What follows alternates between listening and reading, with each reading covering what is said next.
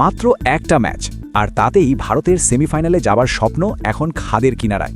Group স্টেজে দাপটের সাথে অপরাজিত থাকা টিম ইন্ডিয়া সাউথ আফ্রিকার কাছে ৭৬ রানের বিশাল ব্যবধানে হেরে গিয়ে পয়েন্ট টেবিলের ৩ নম্বরে ধুঁকছে।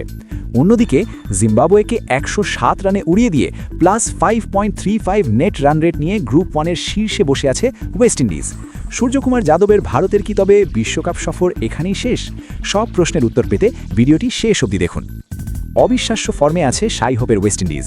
ইংল্যান্ড, ইটালি, স্কটল্যান্ড আর নেপালকে হারানোর পর এবার সুপার 8-এ জিম্বাবুয়ের বিপক্ষে আগে ব্যাট করে ২৫৪ রানের পাহাড় প্রমাণ স্কোর খাড়া করল তারা।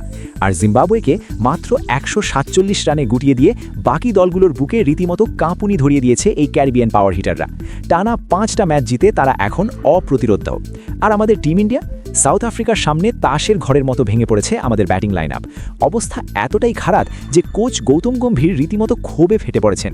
ড্রেসিং রুমে অভিষেক শর্মাকে সবার সামনে যে চরম বকাঝকা শুনতে হয়েছে সেটা দলের ভেতরের হতাশাটাই প্রমাণ করে। পয়েন্ট টেবিলে ভারতের এখন নেট রান রেট -3.8।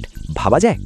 কিন্তু দাঁড়ান, আপনারা যদি ভাবেন পরের দুটো ম্যাচে জিম্বাবুয়ে আর ওয়েস্ট ইন্ডিজকে কোনো মতে হারালেই ভারত সহজে সেমিফাইনালে চলে যাবে, তাহলে এই সমীকরণটা একবার ভালো করে শুনুন। আসল খেলাটা এখন ভারতের হাতে নেই। আসল খেলা খেলবে সাউথ আফ্রিকা। ভারতের এখন শুধু জিতলেই চলবে না, এই জঘন্য নেট রান রেটকে পজিটিভ করতে গেলে বিশাল ব্যবধানে জিততে হবে। কিন্তু তার আগে সাউথ আফ্রিকা খেলবে ওয়েস্ট ইন্ডিজের সাথে। ভারত মনে প্রাণে চাইবে প্রোটিয়ারা যেন ক্যারিবিয়ানদের হারিয়ে দেয়, কারণ সাউথ আফ্রিকা জিতলে ভারতের সেমিতে যাওয়ার রাস্তা অনেক পরিষ্কার হয়ে যাবে। নিজেদের শেষ দুটো ম্যাচ জিতলেই কেল্লা ফতে।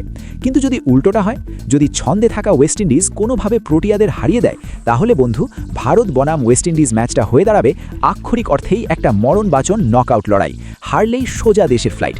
সূর্যকুমার যাদবের দলের এই ডু অর ডাই পরিস্থিতিতে আপনাদের কি মনে হয়, ভারত কি পারবে সেমিফাইনালে পৌঁছাতে? কমেন্টে আপনাদের মতামত জানিয়ে দিন।